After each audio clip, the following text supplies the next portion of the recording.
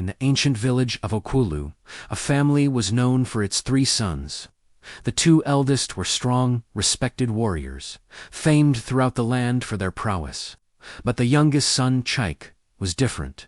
He wasn't a fighter or a hunter. He was a dreamer, a scholar, often lost in old scrolls and forgotten tales. His brothers saw him as useless, a burden who contributed nothing to the family's honor. They would mock him, saying his head was full of dust and cobwebs from the old huts he loved to explore. "While we feed the family," they'd jeer, "you feed the termites with your useless books." Chike bore their scorn in silence, finding solace in the whispers of the past. One sweltering afternoon, while his brothers were out on a celebrated hunt, Chike was rummaging through a collapsed shrine at the edge of their village, a place others avoided.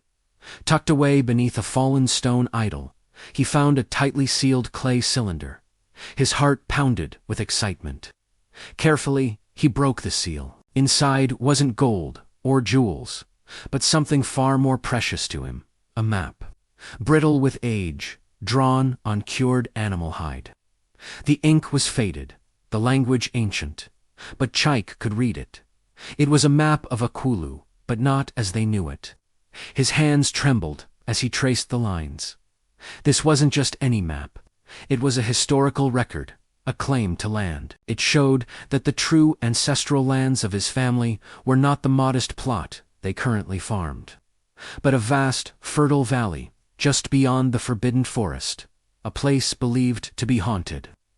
The map detailed a prophecy.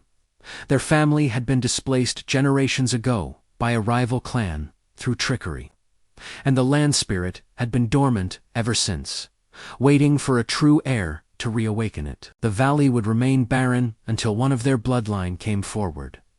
Overjoyed, Chike raced to show his brothers he found them, feasting, celebrating their successful hunt.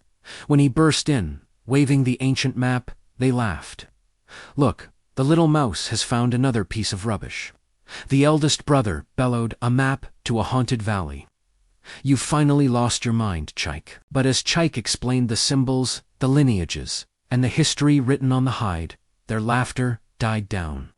The detail was too precise, the markings too authentic to be a mere fantasy. A glimmer of greed and ambition sparked in their eyes. A vast, fertile valley was a prize worth any risk. The map held one final, crucial instruction: to claim the land.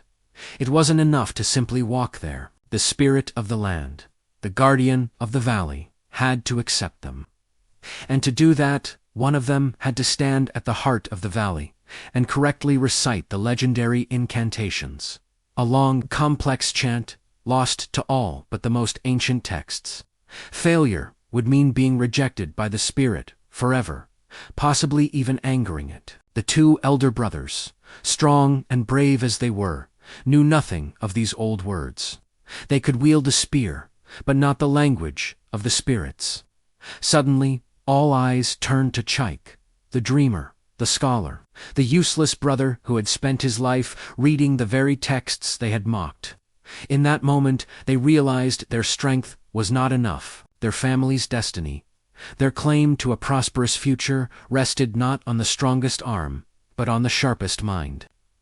It was Chike, the one they had belittled, who held the key. He had not only found the path to their legacy, but was the only one who could unlock the door. The weight of his family's future now rested on his shoulders, and he had to prepare to speak the words that would change their lives.